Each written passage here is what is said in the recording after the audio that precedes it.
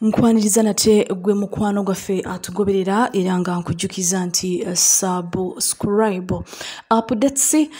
Rengo District Woman MP Sise Namuju agambibwa okubanga awulenemba n'emisango egy'obuli bw'enguzi mu ggwanga lino erya Uganda, ate noono nga ali mu kibiina ekya National Resistance Movement yalabiseeko ennaku entono mabegako katono awo ng'alina omusimbi gwali mu kuwa abawagizi.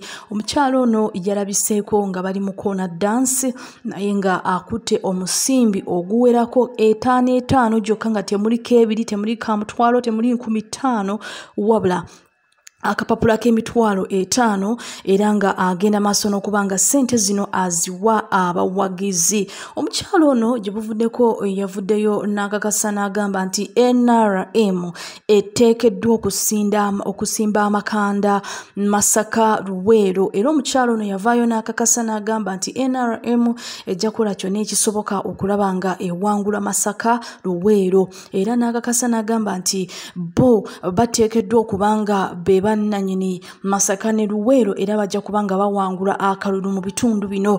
Wabula omukyalo ono oluvannyuma lw'ebigambo ebyo yalabiseeko nate ng'akutte omusimbi oguwera ng'agenda maaso n'okubanga omusimbi guno aguwa abawagizi nga bali ku layini, basimbye layini nga bayitawo nga baweebwa omusimbi, baweebwa ne baasa. Kakati mu kavidiyo mwabaddemu n'omusajja ayambadde t-shirt eya kyenvu ng'eriko akabonero akabaasi ak'ekibiina ekya National Resistance Movement. Stay tuned and don't forget to subscribe.